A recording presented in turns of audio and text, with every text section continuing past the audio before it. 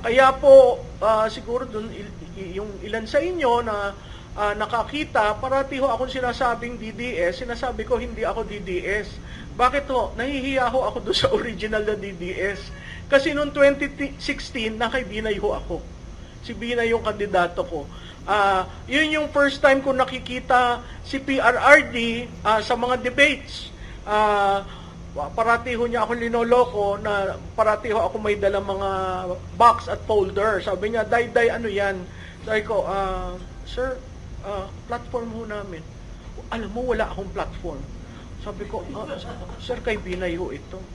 Sabi, hindi, pakita mo lang sa akin. Sabi ko, ano ba itong kandidatong ito, no? Pangalawa namin pagkikita, nahiya naman ako sa kanya kasi, sir, nakabarong ho lahat ang aakyat sa stage. Ganun ba? Hindi ba maganda itong suot ko? Hindi, sir. Sa Pangasinan ho yun. Nagpabili siya ng barong sa palengke. Tapos sinanap niya ako. Sinabi pa niya kay Jojo Binay, asan yung may dala parati ng yung plataforma mo daw? Sabi ni Jojo sa akin, bakit alam na plataforma? Sir, tinatanong, kinukuha. Ganun ba? Di tinawag ako ni Jojo. Ito. Digong, ito si Malu. Di formally, nagkakilala kami. Doon sa debate sa Pangasinan. Sabi ko, sir, ba't mo ko hinahanap? Papakita ko sana yung barong ko. Suot na niya. Tapos sabi ko, sir, parang kita ko yung kamisa chino nyo. Ay, hindi ba ito maganda? Ay, sir, si Mayor Jojo, ang daming dalang barong. Si BP Jojo, ang daming dalang barong. Ganun ba? Bakit ho? Kasi yung barong niya, lampas, mahaba, tapos yung t-shirt niya, di ba, pag sa barong, nakikita. Tapos naka-maong ho siya. So sabi ko, sir, ibaba mo yung t-shirt mo para hindi, ganun ba? May ganyan-ganyan. Alam mo naman sa amin, wala kaming ganyan-ganyan. Sabi ko, sige. Pagkatapos, sir, huwag mong i-roll yung barong. Bakit Makati? Kasi sir, cheap yung binili mo. Hindi ba kakatihin ka kung galing sa palengke? So sabi ko, pero nakabarong ako ha? Oo, sir, pero hindi, parang okay na yan. Basta nakabarong ako. Sige. Yung sunod na pagkikita namin, sa debate rin, nung ayaw lumabas ni BP Jojo, sabi niya, Day, ano ba yung iyong kliyente? Ba't ayaw lumabas? Sir, kasi magpe-present kami ng data. Wala ng data. Tinan mo ako kung magtanong.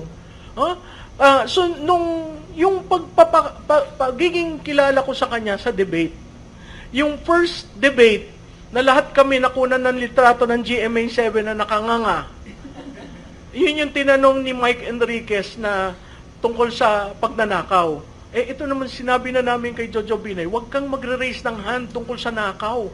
Any reference, huwag kang magre-raise. Nag-raise ng hand. Sabi ko, ano ba yan? So nakunan kami nakanganga. Okay. Tapos nakita namin yung sequence, ang magtatanong pala kay Miriam, si Digong. Sabi ko, okay to. Lahat kami nagulat na nag-embrace sila. Ano ang tinanong ni Digong? Miriam, how are you? Sabi ko, ano ba naman ito? Debate ito. Tapos, tapos si Miriam naman sumagot, if there will be a president, it's him. So lahat kami nakaganon. Sabi ko, naghanda pa naman kami ng rebuttal. Nung nagtanong na si Miriam sa amin, matindi. Sabi namin, after nung debate, sabi ko sa kanya, sir, anong magic mo? Bakit ganon? Wala. Aral kayo ng aral. Tiyo mo ako, ganyan lang ako. Tapos kay Grace, yung medyo nahulog kami sa tanong niya, kung alas 3 ng madaling araw at may pumutok, anong gagawin mo? Lahat kami nagtinginan. Sabi ko, ano ba ito? Magaling ho siya. Kasi, street smart and he can think on his feet. So sabi ni Jojo sa akin, kasi kinuha ako for debate preparation. Sabi ko, sir, talo na tayo dito. Hindi, Malu. Talo na ho tayo dito. Bakit naman? Tingnan mo, sir, ha? Ganito si Makati. Ganito si Davao. Parehong LGU. Parehong mga mayors, ang core. Naku, nakita ho namin sa survey namin, unti-unti kami nahuhulog. Tapos yung linya na unti-unting tumataas, si Duterte. So sabi namin, ano ba namang style nito? Tinapon niya ang playbook sa pananamit, sa pagiging kandidato, sa panliligaw. Talagang tinapon niya. Tapos wala naman siyang pondo sa ads. 'Di ba? Lahat nasa social media. Tapos, alam mo niyo what broke our back? It was the BGC rally. Kasi sa BGC, late na siyang dumating, hinihintay siya ng tao. Yung sabi ni Jojo, nasaan kayo?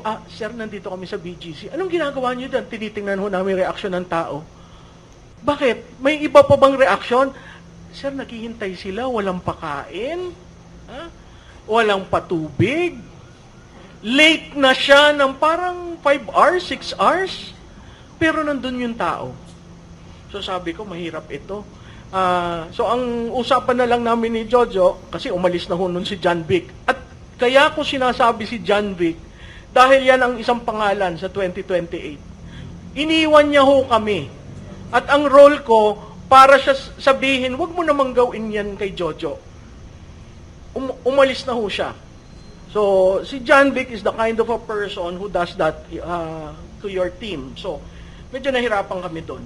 So, Duterte as a competitive frontrunner, meron po tayong structural advantage kasi kaya ho siya hindi katulad ni Binay at ni Villar. Si Villar ho walang base. Una yon. Pangalawa, namatay si Cory. Hindi naman ho dahil kay Villar at ang tweet, ano yon? Yung daan na sinisi siya. Basta yan, daan na yan. Daang hari, yan, that one.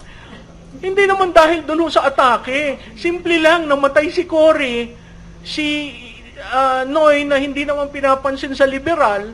Dati ho akong galing sa liberal dahil tinulungan ko si Marnong senador. Pag tinignan nyo sa mesa, wala naman doon si Noy. Nandun sa corner, kumakain ng chicharon, may inom ng coke at nagsisigarilyo. Biglang sinabihan siya ni Butch Abad, Noy, do you see the crowd? Nung namatay ang nanay niya. Bakit ko yun sinasabi? Kasi sa Filipino psyche, yung namatay ang leader, usually nagre-rebound yung anak. Okay? So, may structural advantage siya, hindi siya katulad ni Binay rin, dahil si Binay walang core. Ang core ni Binay, Makati. At in the process, we wanted the poor to also be part of his core. Hindi ho yun nangyari.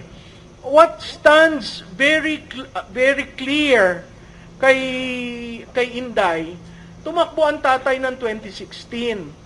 Tumakbo ng midterm 2019, naalala niyo yung nahilo tayo kung sino ang slate?